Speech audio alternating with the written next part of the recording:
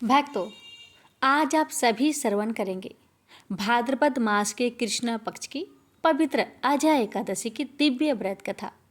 यह व्रत केवल उपवास नहीं बल्कि पापों का नाश और पुण्य की वृद्धि की अनमोल अवसर है।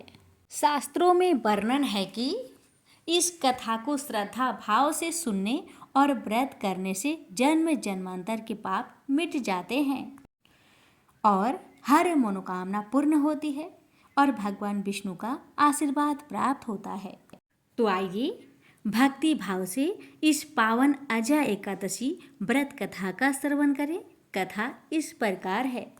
कुंती पुत्र युधिष्ठिर कहने लगे कि हे भगवान, भाद्रपद कृष्ण एकादशी का क्या नाम है? व्रत करने की विधि तथा इसका महात्म्य कृपा करके कहिए। मधुसूदन कहने लगे कि इस एकादशी का नाम आजा है। यह सब प्रकार के समस्त पापों का नाश करने वाली है। जो मनुष्य इस दिन भगवान ऋषिकेश की पूजा करता है उसको वैकुंठ की प्राप्ति अवश्य होती है। अब आप इसकी कथा सुनिए। प्राचीन काल में हरिश्चंद्र नामक एक चक्रवर्ती राजा राज्य करता था। उसने किसी कर्म के वशीभूत होकर अपना सारा राज्य व धन त्याग दिया, साथ ही अपनी स्त्री, पुत्र तथा स्वयं को बेच दिया।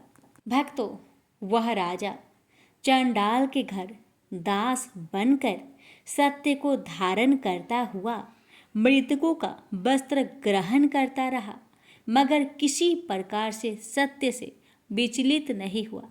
कई बार राजा चिंता के समुद्र में डूबकर अपने मन में विचार करने लगता कि मैं कहाँ जाऊं, क्या करूं जिससे मेरा उद्धार हो। इस प्रकार राजा को कई वर्ष बीत गए।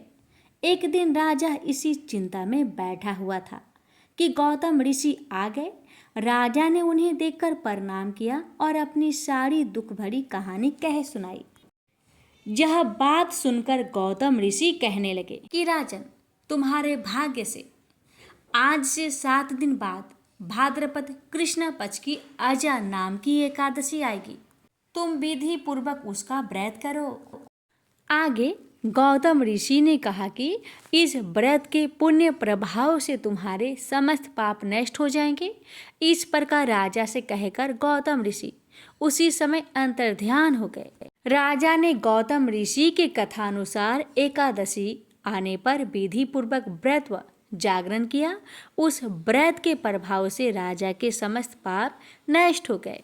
स्वर्ग से गाजे बाजे बजने लगे और पुष्पों की वर्षा होने लगी। उसने अपने मृतक पुत्र को जीवित और अपनी स्त्री को वस्त्र तथा आभूषणों से युक्त देखा। व्रत के प्रभाव से राजा को पुनः राज्य वापस मिल गया। अंत में वह अपने परिवार सहित स्वर्ग को गया। हे राजन, यह सब अजा एकादशी के प्रभाव से ही हुआ है। अतः जो मनुष्य यत्न के साथ विधि पूर्वक इस व्रत को करते हुए रात्रि जागरण करते हैं, उनके समस्त पाप नष्ट होकर अंत में वे स्वर्ग लोक को प्राप्त होते हैं।